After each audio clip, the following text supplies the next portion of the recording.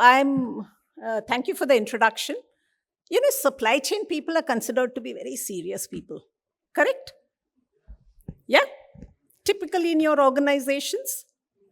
So I'm not trying to make this a very serious conversation post lunch, more of a kind of an interactive session.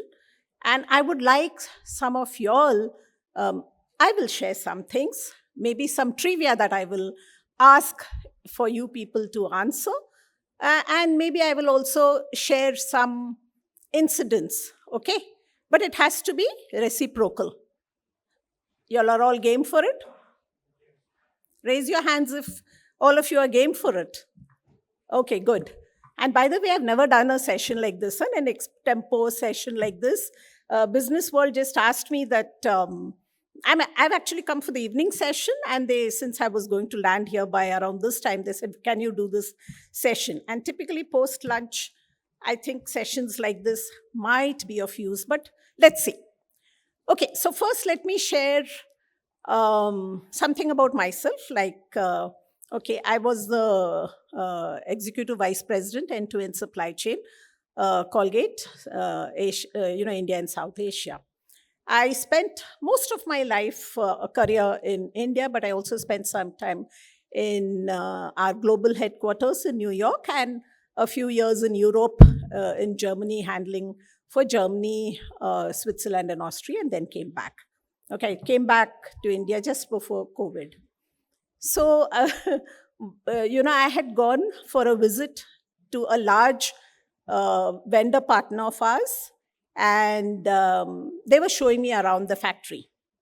So we came to one place, and I said, "I'm sorry, I can't come in here." And they were confused. They asked me, "Why? Why wouldn't you come here?"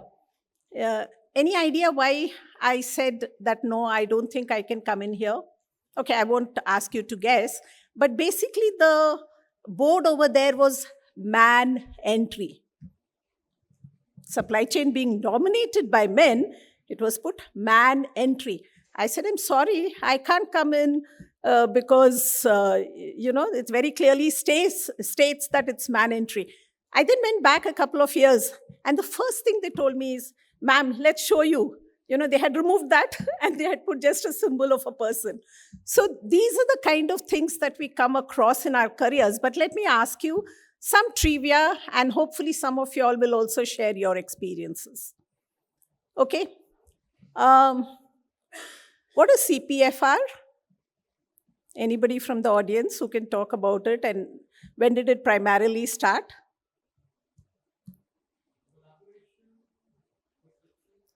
Collaborative planning, forecasting, replenishment. Okay, it started mainly between P&G and Walmart. Before that, data would not be shared very openly. So thank you for, trying to answer that. So people would not share too much of data, and it started with P&G and Walmart. That's in the early 90s. But does anybody know the story of the green cars? And green as in green color, not green, EVs. Anybody? Okay. Supply chain has some interesting stories. So this was, I think it was General Motors, who had a lot of green cars. It was slob. Okay, they didn't know what to do with it. So they ran a very big promotion, lots of incentives to get rid. I mean, we keep doing that, right? Buy one, get one, stuff like that. And they ran a very big promotion for selling out these green cars. And the cars started selling very fast. So the manufacturing colleagues saw the green cars selling out very fast. What do you think they did? Louder. Exactly. They ramped up production. And now the company was stuck with even more green cars because nobody was talking to each other. And now you realize in the supply chain, we can't be siloed, right? It has to be a collaborative kind of discussion before we do something. So that was one example of, how important it is to not work in silos, but to really have this cross-functional interaction. Another story. Has somebody heard about, how important the customer feedback is? And a story about that, again, from the car industry. Pontiac, one clue I'll give you. Okay. So this is about Pontiac. Okay, they had launched a new car, and they kept getting a complaint from a customer who said that, look, when I drive your car, I've bought this new car. When I drive your car and go buy vanilla ice cream and come back, I have a problem. The car doesn't start. But when I go and buy chocolate ice cream and I come back, the car starts. Everybody thought he was crazy, correct? Yeah, means ये कहाँ से आ गया that he says that vanilla खरीदता हूँ तो the car doesn't start. Chocolate, if I buy, the car starts. But the one of the very senior executives in the company took him seriously and asked an engineer to go and just understand what's happening. And the person did that. And you know what was the thing? The thing was that this new car, when the person went and bought vanilla, fast moving SKUs, where do you keep it? Closer to the consumer, even in the stores, right? Where it's easily accessible. So vanilla, fast moving SKU, he goes to buy vanilla, immediately buys it, comes back.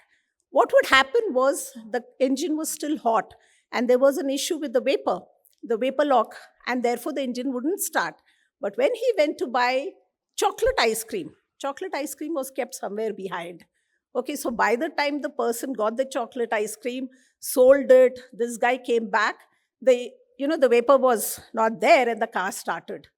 So another very, very important lesson. I mean, I would keep telling this to my team also. Take your consumer feedback very, very seriously. Sometimes we just think that this is stupid, perhaps not correct, but that's another interesting story.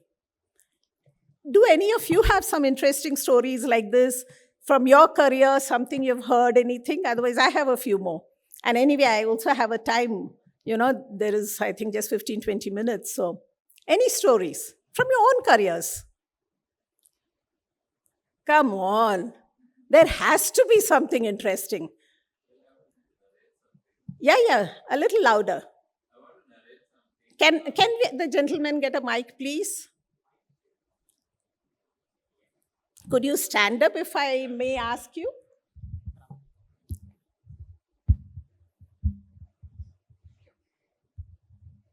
Hi, good afternoon. So I have something more interesting because it stuck me. I was in the campus interviews with one of the colleges. Allow me not to name it because then it becomes a little breach of confidentiality. And in the Q&A session, I was asked, why do people not enter logistics or supply chain by choice? Uh, and my reaction to that was that maybe 20, 25 or 30 years back when this profession started, it was all considered to be a profession of quote unquote, and pardon me for that, a profession of hamals, laborers, coolies. That's how truck drivers, that's how logistics was interpreted, the entire supply chain space. And today also, if you see, I mean, when we go back to our own home, when we talk to our kids, no father or mother wants his child to become a logistician by choice. I mean, unless you have someone who's got dropped in the campus interview, or some very few of them, I mean, maybe a 0.01 or 0.05% who would want to get into the logistics space. We still have a conventional mindset that let our kids become doctors, engineers, finance professionals, BFSI, etc.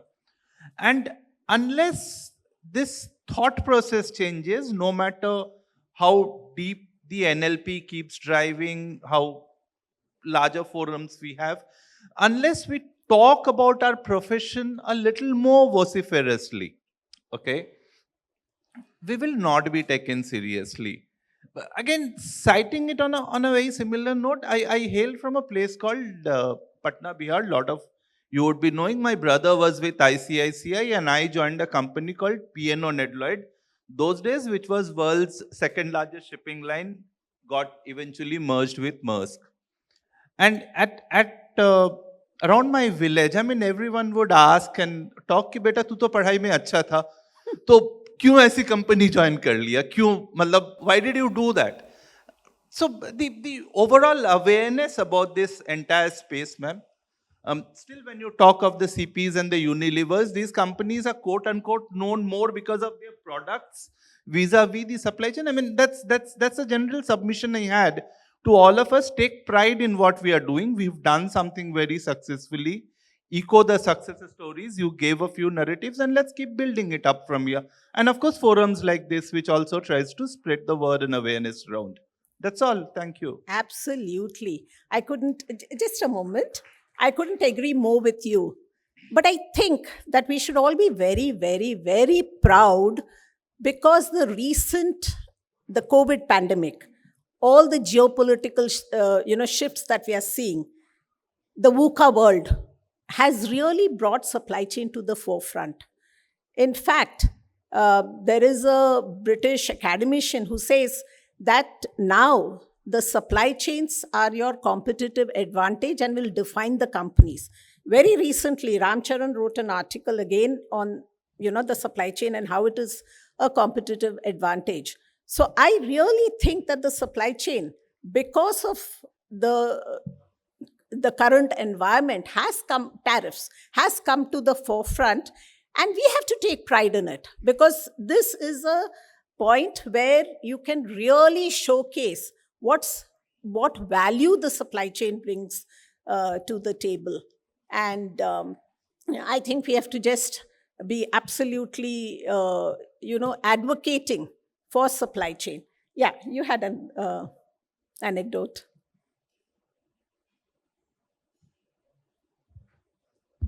So my name is Samrat. So, ma'am, you were talking about, whether we should take the customer seriously or not. So I would like to bring out a difference between the consumer and customer.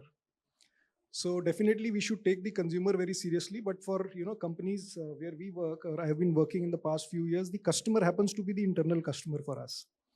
So I'll give an example without naming the product. Could you take your mic a little? I'm not sure whether people behind can hear. Am I audible now? Yes, Yeah, okay. absolutely. So I was saying that there is a difference between the consumer and Yes. customer, and Yes. whether we should take the customer seriously or not, I want to bring out a point about that. So in one of my previous organizations, there was a particular product which used to have a certain amount of quality complaint, which used to be, some amount of the product is broken.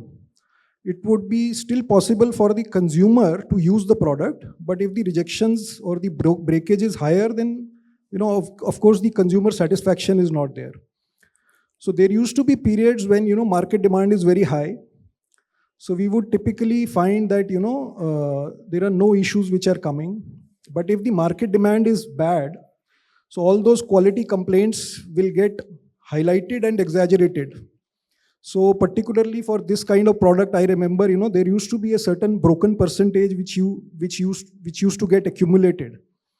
And in certain periods, at the end of the season of that product, the product will still remain because the demand was bad, and the internal customer would not touch the slightly damaged product.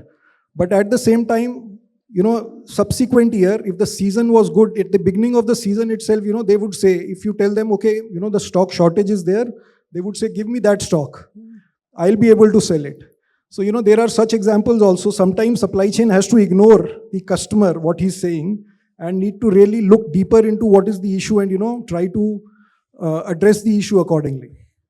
Absolutely. But that brings me to the point that today, the supply chain and supply chain professionals need to be agile, need to be flexible. One size does not fit everything. So if you are going to go with your blinkers on and say, oh, this is what worked in the past, this is how it is, it won't. So you need to be creative also. Okay. By the way, there is one company doing exceedingly well where the supply chain professionals are really running the company. Can you name the company? Apple is being run by a supply chain Absolutely. professional. Tim Cook is an operations person. The new person, Khan, again, is a very seasoned professional and I guess almost number two. And one of the things that Apple does is designs the supply chain also into, when they make a new product. So we should be very proud. And honestly, I think we should speak up for the function. Yeah? Okay, some more trivia questions. Are you game for it? Till the next session begins? Okay, do you know what is the survivorship bias? Okay. Do you all know the story of the World War II bombers? Anybody? Okay. So, what would happen was in the World War II, the American planes would go and the Germans, a lot of planes got destroyed in the war. Yes, yes. Tell the story, why don't you?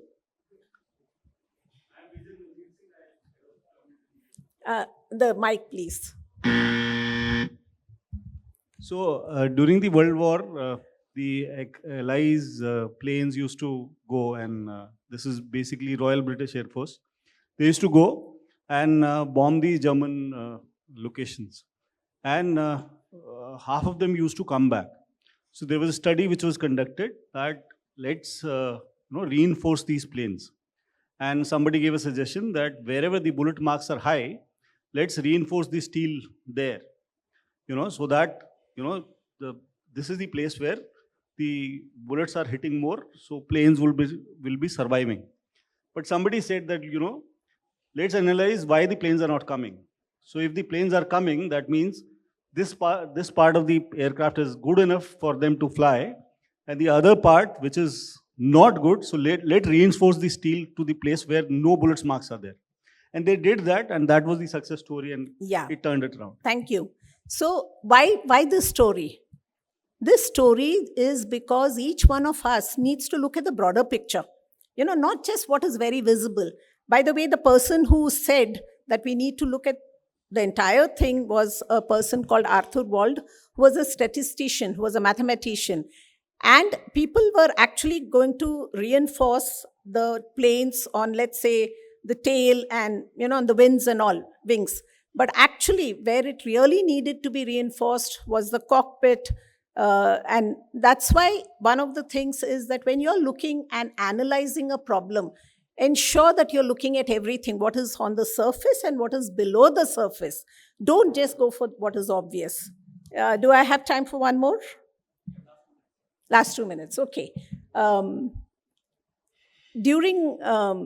So everybody knows Toyota, right? Is very famous for their JIT principles and all. Again, one of the things as supply chain is that we need to revisit what works. So during COVID, one of the things that Toyota did differently and learning from their past experience, does anybody know that story? Okay, so Toyota did very successfully the JIT principle, but when the nuclear disaster of Fukushima happened, they dug deeper to understand that you really need to develop not just your tier 1 suppliers, but your tier 2 and the tier 3 suppliers. And actually during COVID, because of the semiconductor crisis, most of the companies had big issues, they were really able to manage better because they had actually developed tier 2 and tier 3 companies for managing the supply chain. I think I'll just stop here because y'all are already behind, okay? Anybody wants to ask something? Maybe I can take 1 or 2 questions. Supply chain, you have to talk for the supply chain. If you're going to be quiet, you're not going to be able to go back to your organization and say how important the supply chain is for your organization. Yeah? Yes? Your experience, was there a difference in supply chain management in European countries vis-a-vis India? What does your experience show? And how were they different? Which was better? I wouldn't go and say that which is better, okay, because typically supply chains are built to suit the local environments. But I can tell you, I had gone to, when I went to Central Europe West, which is Germany, Switzerland, and Austria, there were some challenges at that point of time. And one of the things that I think as Indians we do very, very well is that because things are not structured over here, maybe there are more chaos, we are able to think when there is ambiguity. We are analytical.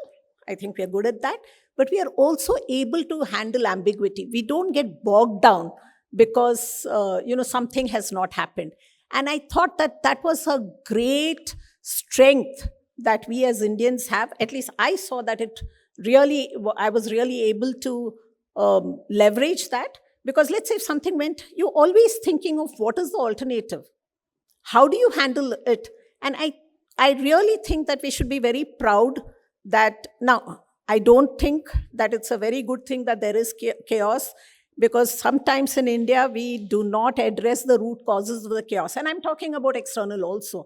And it's important that we address those root causes, which is a pity because sometimes we don't. But what I'm also saying is that the way we have grown up and the way we see things, we are able to handle ambiguity. And I think in a world like this today, where there is so much of complexity, uncertainty, volatility, I think that is something that we should hold and leverage. So, yes, that would be my answer. Yeah?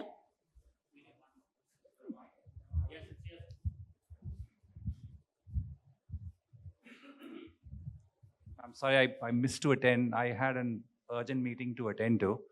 But just going by the kind of global setups I work with, do you know of any global setup which has managed to achieve supply chain end-to-end, in a sense, connecting everything end-to-end? Because this is where I see a lot of customers telling that it is broken.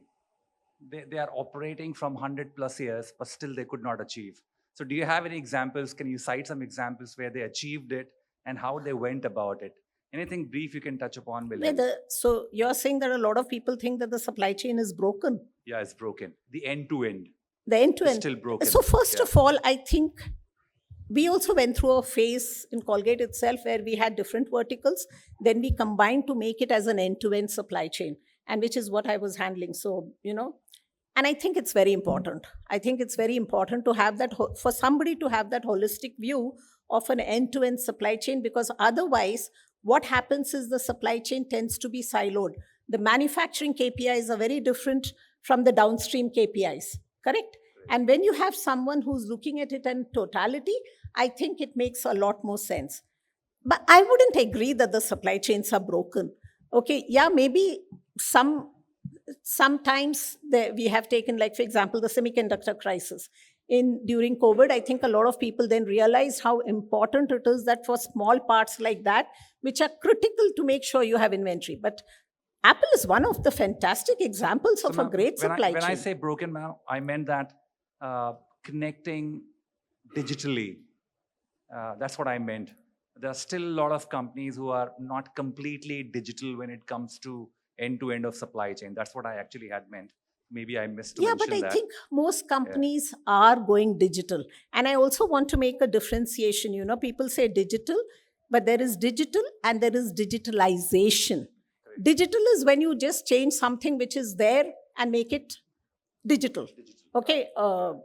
Digitalization is where you're actually looking at the process and saying, what do you need to do differently, and then making it digital. So I hope that all of us are really doing digitalization, because if you just lift and shift and then make it digital, you're going to carry the same inefficiencies. But I think you really need to become digitalization. And more importantly, I think also, for example, that end-to-end connectedness is needed. Right. It has to be connected so that it is seamless, without noise, and is able to react quickly. So yes, and I think most companies are going that way, correct? So, Sure. Thank you. Thank you.